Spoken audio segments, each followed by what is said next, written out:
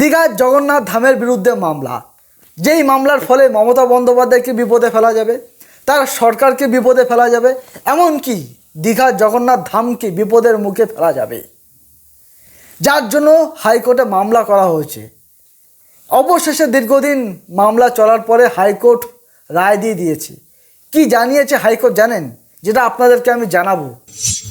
দেখুন, মামলার কারণ একটাই, দীঘার জগন্নাথ ধামকে ধাম বলা যাবে না, কারণ ওটা কোনো ধাম না, ওটা একটা মন্দির।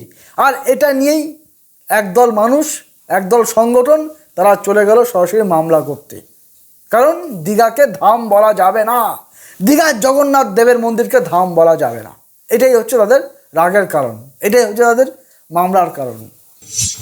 আমি একটা জিনিস বুঝতে পারছি না, যেই হিন্দুত্ববাদী সংগঠন হিন্দুদের হয়ে কাজ করে, হিন্দু ধর্মকে রক্ষা করার জন্য তারা অপ্রাণ চেষ্টা করে, সেই হিন্দুত্ববাদী সংগঠন কিভাবে হিন্দুদের জন্য তৈরি জগন্নাথ ধাম, দীঘার জগন্নাথ ধামের বিরুদ্ধে কি করে তারা মামলা করে?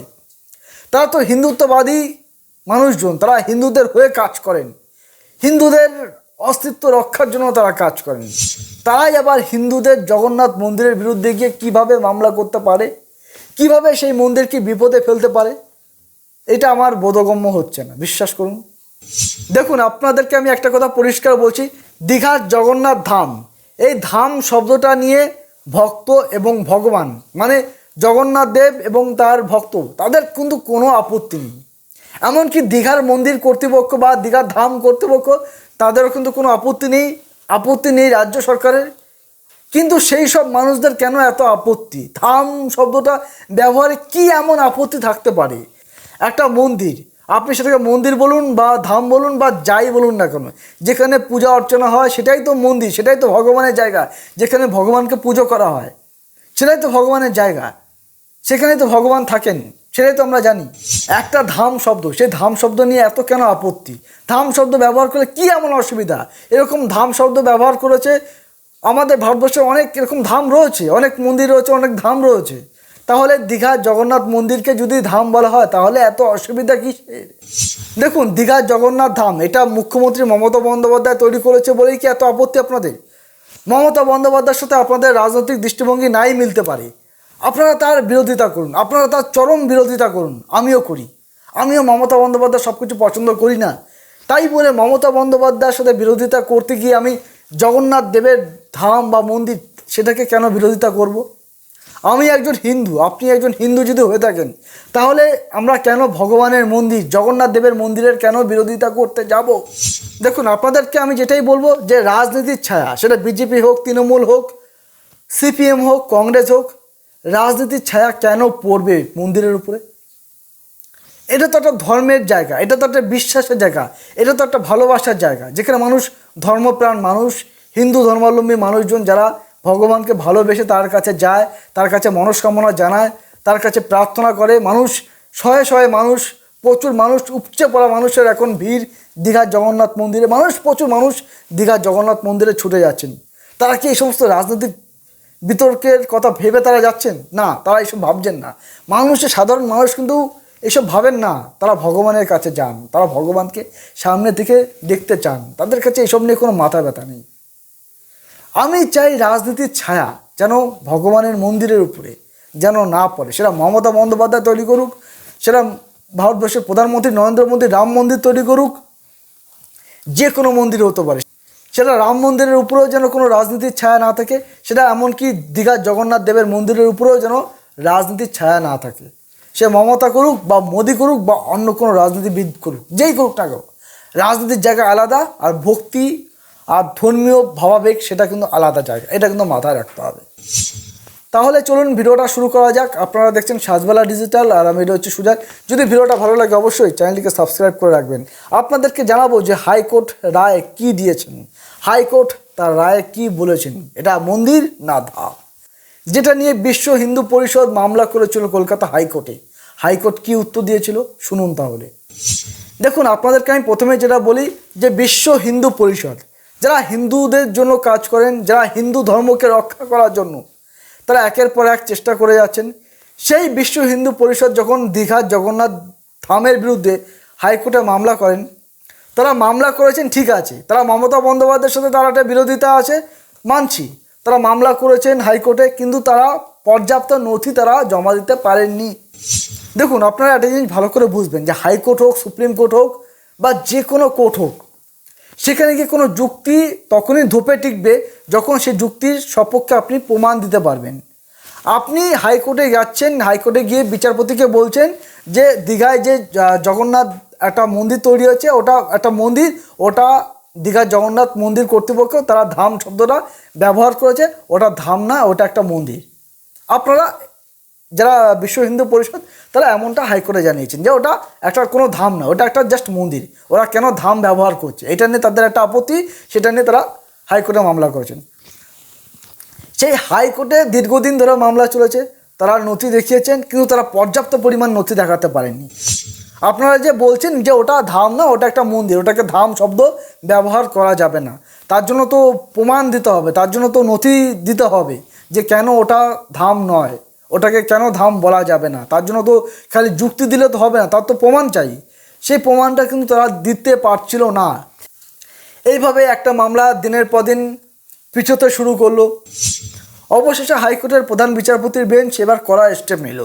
তাদের বক্তব্য হচ্ছে একটা মামলা আপনারা করেছেন, তার পক্ষে পর্যাপ্ত পরিমাণে নথি আপনারা দিতে পারছেন না। দীর্ঘদিন ধরে আপনারা সময় নষ্ট করেছেন, হাইকোর্টের শুনানি পিছিয়েছেন, যে নথি জোগাড় করবেন বলে সেই আশ্বাস দিয়ে আপনারা মামলাটা পিছিয়েছেন, যেটা আমি এবিপি আনন্দ সূত্রের মারফত আমি জানতে পেরেছি। তো প্রধান বিচারপতি যেটা করলেন, তিনি একেবারে পুরোপুরি কড়া স্টেপ নিয়ে ফেললেন। তিনি বললেন যে এভাবে একটা মামলা চলতে পারে না, যেহেতু আপনাদের কাছে পর্যাপ্ত পরিমাণে নথি নেই, আপনারা ধাম শব্দের বিরোধিতা করছেন ঠিকই, কিন্তু সেই শব্দের পরিপ্রেক্ষিতে আপনারা কোনো নথি দেখাতে পারছেন না বা আপনাদের কাছে পর্যাপ্ত পরিমাণে প্রমাণ নেই, তাই এই মামলাটা খারিজ করে দেওয়া হলো। বিশ্ব হিন্দু পরিষদ যে মামলাটা করেছিল কলকাতা হাইকোর্টের প্রধান বিচারপতির বেঞ্চ সেই মামলাটা একেবারে সম্পূর্ণ খারিজ করে দিয়েছে। পাশাপাশি তাদেরকে একটা আশ্বাস দিয়ে রেখেছে ঠিকই যে ভবিষ্যতে তারা যদি কখনো নথি জোগাড় করতে পারে তাহলে তারা মামলাটা পুনরায় চালু করতে পারবে, কিন্তু আপাতত মামলাটা সম্পূর্ণ খারিজ। বিশ্ব হিন্দু পরিষদের মামলাটা সম্পূর্ণ খারিজ হয়ে গেল। দেখুন, এখানে আমার একটাই কথা, আপনাদের কাছে যখন নথি নেই, আপনাদের কাছে যখন পর্যাপ্ত পরিমাণ কাগজ নেই, আপনারা যখন মন্দিরের বিরোধিতা করে বা ধামের বিরোধিতা করে যখন হাইকোর্টে যাচ্ছেন, দীর্ঘদিন ধরে আপনারা অনেক দিন সময় পেয়েছেন তার পর্যাপ্ত পরিমাণে নথি জোগাড় করার, অবশেষে আপনারা করতে পারেননি। তাহলে আপনাদের কাছে যখন কাগজ নেই, তাহলে আপনারা কেন গেলেন হাইকোর্টে? দেখুন, দীঘার জগন্নাথ ধাম তৈরি হওয়ার পর থেকেই এই দীঘার জগন্নাথ ধামকে নিয়ে একের পর এক বিতর্ক শুরু হয়েছে, আজও সেই বিতর্ক রয়েছে। পুরীর মন্দির কর্তৃপক্ষ বারবার বলছেন দেশের শ্রেষ্ঠ 4 ধামের মধ্যে এক ধাম পুরী, সেই পুরী একমাত্র ধাম, দীঘা কখনো ধাম হতে পারে না, ওটা জাস্ট একটা মন্দির। জগন্নাথ দেবের মন্দির সারা পৃথিবীতে রয়েছে, সারা ভারতবর্ষ রয়েছে, অনেকের বাড়িতেও রয়েছে, সেটা কারো বাড়িতে ছোটো হোক মন্দির, কারো বাড়িতে বড় মন্দির হতে পারে, যে কোনো মন্দির হতে পারে, কিন্তু দীঘার যে জগন্নাথ ধাম যেটা বলা হচ্ছে সেটা কোনো ধাম নয়, সেটা একটা জাস্ট মন্দির, এছাড়া আর কিচ্ছু নয়। ওটা কখনোই ধাম হতে পারে না, ওটা শুধুমাত্র একটা মন্দির। এটা হচ্ছে পুরীর মন্দির কর্তৃপক্ষ বারবার বলেছিল। এমনকি এই পুরীর সাথে তাল মিলিয়ে আমাদের বাংলার যে সমস্ত রাজনীতিবিদ, যারা বিশেষ করে বিজেপির রাজনীতিবিদ, এমনকি শুভেন্দু অধিকারী যিনি রাজ্যের বিরোধী দলনেতা, তিনিও একই কথা বলেছেন। তারা তো হিন্দুদের হয়ে রাজনীতি করেন, তারা তো হিন্দুদের হয়ে কথা বলেন, তারা হিন্দু ধর্মকে রক্ষা করার জন্য এত চেষ্টা করছেন, হিন্দুদের হয়ে এত গলা ফাটাচ্ছেন, তারা এবার হিন্দুদেরই মন্দির জগন্নাথ মন্দির, সেই মন্দিরের বিরুদ্ধে তারা আবার যাচ্ছেন কেন? তারাও সেই একই কথা বলছেন যে পুরীটাই একমাত্র ধাম, দীঘাটা কিচ্ছু না, ওটা জাস্ট একটা মন্দির, ওটা একটা কালচারাল সেন্টার, ওটাতে জগন্নাথ দেব থাকতে পারে না, ওটাতে কোনো ভক্তি নেই, ওটা জাস্ট একটা দেখুন দেয়, এরকম টাইপের নানা রকম বিতর্কিত মন্তব্য তিনি করেছেন। বিজেপি নেতারা করেছেন, শুভেন্দু অধিকারী করেছেন, এমনকি পুরীর মন্দির কর্তৃপক্ষ তারাও এই জিনিসটাকে ভালোভাবে দেখেননি।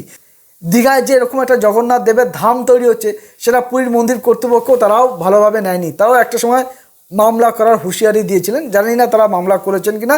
তবে বিশ্ব হিন্দু পরিষদ তারা নিজেরা উপচে পড়ে একেবারে মামলা করতে চলে গেছেন হাইকোর্টে, যে পুরী একমাত্র ধাম, দীঘার জগন্নাথ ধাম ওটাকে কিন্তু ধাম বলা যাবে না, ওটা জাস্ট মন্দির।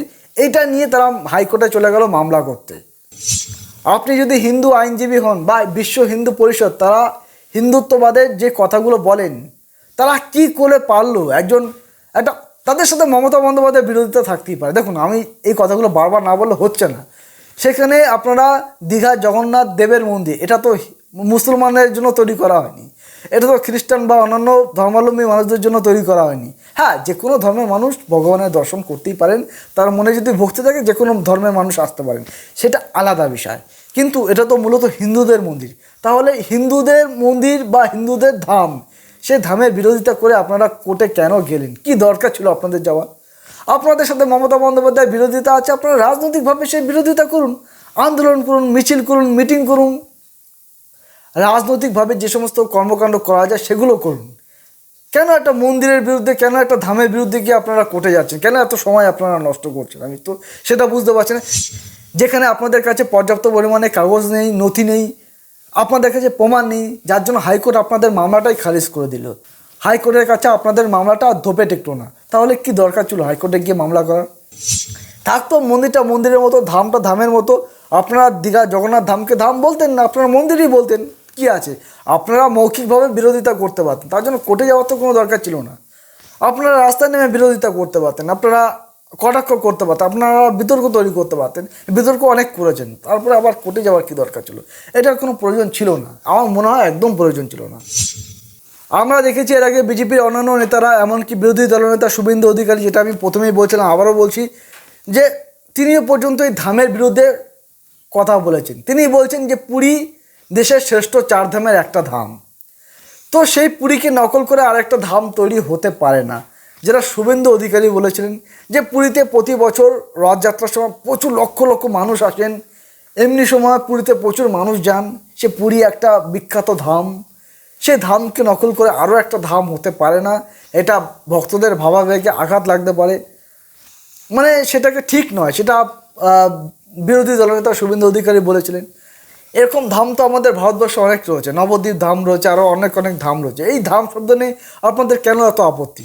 বিরোধী দলনেতা তিনি হিন্দুদের হয়ে কথা বলেন, তিনি হিন্দুদের হয়ে রাস্তায় নামেন, তাহলে হিন্দুদের মন্দিরের বিরোধিতা করার জন্য এত কেন তিনি চেষ্টা করেছিলেন? আমি তো সেটাও বুঝতে পারিনি। এই বিরোধী দলনেতা শুভেন্দু অধিকারী যখন মমতা বন্দ্যোপাধ্যায় মানুষের বাড়ি বাড়ি প্রসাদ পৌঁছে দিয়েছিল, তখন সেই প্রসাদেরও বিরোধিতা করেছিলেন, যে এটা প্রসাদ নয়, ওটা একটা রাস্তার পাশের কোনো একটা মিষ্টির দোকানের প্রসাদ, ওটা প্রসাদ হতে পারে না। দীঘার জগন্নাথ দেবের মন্দিরের উপরে বাস পড়েছে, এটা ভালো লক্ষণ নয়। রথের চাকা আটকে যাচ্ছে, এটা ভালো লক্ষণ নয়। তিনি সবসময় খারাপ লক্ষণটা খুঁজে বেড়ান। কেন খুঁজে বেড়ান আমি জানি না। ওইখানে তো সব হিন্দু প্রাণ বা হিন্দু ধর্মপ্রাণ মানুষজন তো দীঘায় যায়, তাহলে তাদের তো কোনো সমস্যা নেই। তারা তো ভগবানকে ভালোবেসেই যায়, ভগবানের কাছে প্রার্থনা জানাবার জন্য যায়, তারা ভগবানের কাছে মনস্কামনা জানাবার জন্য যায়। তাহলে ভক্ত আর ভগবানের যেখানে কোনো আপত্তি নেই, সেখানে আপনাদের পুরীর কেন এত আপত্তি থাকবে? বিরোধী দলনেতা বা বিজেপির লোকজনদের কেন এত আপত্তি থাকবে? আমাদের সেটা বুঝতে পারছি না। কেন বিশ্ব হিন্দু পরিষদের আপত্তি থাকবে? যেখানে একটা সময় পুরীও কিন্তু এই একই রকম বিতর্ক তৈরি করেছিল, যে না, আমরা একমাত্র ধাম, আমরা একমাত্র শ্রেষ্ঠ ধাম, আর কোনো ধাম হতে পারে না। কারণ এটা আমি বুঝি, আপনারাও বোঝেন যে পুরীর ব্যবসার একটা বড় ক্ষতি হলো, পুরীর পর্যটন শিল্পে একটা ক্ষতি হলো, পুরীর যে হোটেল ব্যবসা সেখানে একটা বড় ক্ষতি হচ্ছে, সেটা আমরা জানি। আমাদের পশ্চিমবঙ্গের অনেক বাঙালিরা, যারা খেতে পারুক বা না পারুক, অন্তত বছরে 1-2 বার অনেক বাঙালিরা আছেন, বারবার পুরী যান, সমুদ্রে স্নান করেন, ভগবানের দর্শন করেন, হোটেলে যান, থাকেন, খাওয়া দাওয়া করেন। এটা পুরীর পর্যটন শিল্পে একটা বেশ লাভবানজনক একটা ব্যাপার স্যাপার থাকে। তো সেখানে তাদের একটা বড় ঘাটতি। পুরীর পাণ্ডাদের গল্প তো আপনারা অনেকেই জানেন, যে তাদেরকে খুশি করা খুব চাপের। পুরীর পাণ্ডা থেকে সেবায়তরা, তারাও ওই দীঘা জগন্নাথ দেবের মন্দিরের বিরুদ্ধে কথা বলেছেন, অনেকে কথা বলেছেন, অনেকে সমর্থন করেছেন, অনেকে করেননি, বেশিরভাগ লোকই সমর্থন করেনি। তো আমার মনে হয় ভগবানকে নিয়ে এই সমস্ত দ্বিচারিতা করার কোনো দরকার নেই। আমাদের পশ্চিমবঙ্গে যেরকম রয়েছে জগন্নাথ দেবের মন্দির, ওদিকে উড়িষ্যাতেও রয়েছে জগন্নাথ দেবের মন্দির, দুই দিকেই রয়েছে জগন্নাথ ধাম, দুদিকেই রয়েছে সমুদ্র। মানুষ যার যেখানে ইচ্ছা, বাঙালিদের যেখানে ইচ্ছা, বাঙালি কেন, ভারতবর্ষের যে কোনো মানুষের, তাদের যদি মনে হয় যে তারা দীঘাতে গিয়ে সন্তুষ্ট থাকতে পারবেন, তাহলে তারা দীঘাতে যান। তাদের যদি মনে হয় যে তারা দীঘাতে না, তারা পুরীতে গিয়ে সন্তুষ্ট থাকতে পারবেন, যা পুরীতে গিয়ে তাদের ভালো লাগবে, তাহলে তারা পুরীতে যান। মানুষ ডিসাইড করুক, দিন শেষে মানুষ সিদ্ধান্ত নিক তারা কোথায় যাবেন, তারা পুরীতে যাবেন না তারা দীঘা যাবেন, সেটা মানুষকে ভাবতে দিন। এই যে দেখুন, দীঘায় যেহেতু মমতা বন্দ্যোপাধ্যায় একটা জগন্নাথ ধাম তৈরি করেছেন, তার পেছনে তারা একটা স্বার্থ আছে, সেটা ঠিক আছে। আবার বিজেপির একটা স্বার্থ আছে, তাদের রাজনৈতিক একটা স্বার্থ আছে। বিজেপি যেহেতু হিন্দুত্ববাদী একটা রাজনীতি করে, মমতা বন্দ্যোপাধ্যায় যেহেতু দীর্ঘদিন মুসলিম তোষণ একটা রাজনীতি তিনি করে এসেছেন, সেই জায়গা থেকে মোড় ঘোরাবার জন্য তিনি এবার জগন্নাথ ধাম তৈরি করেছেন। তো ভালো কথা। তো এই দুটো দল একে অপরের সাথে একটা হিন্দুত্ববাদী রাজনীতির মধ্যেই তারা পড়ে গিয়ে তারা একে অপরের বিরুদ্ধে কথা বলতে গিয়ে বা তারা তাদের রাজনৈতিক দৃষ্টিভঙ্গি বা রাজনৈতিক আকাঙ্ক্ষাকে পূরণ করার জন্য তারা এরকম বিরোধিতা করছে, সেটা ঠিক আছে, মানলাম। এটা না হয় পশ্চিমবঙ্গের ক্ষেত্রে মানলাম যে তারা তাদের রাজনৈতিক কারণেই তারা এই মন্দিরের বিরোধিতা করছেন। কিন্তু পুরীর মন্দির কর্তৃপক্ষ কেন বিরোধিতা করছেন? ওই যে যেটা বললাম, যে তাদের ব্যবসায় টান পড়ছে, তাদের পর্যটন শিল্পে টান পড়ছে, তাদের হোটেলে টান পড়ছে, তাদের ব্যবসা কমে যাচ্ছে। প্রচুর পরিমাণ বাঙালি এবার পুরীতে কম, দীঘায় বেশি যাচ্ছে। দীঘায় এখন উপচে পড়া ভিড়, প্রচুর পরিমাণে মানুষের ভিড়।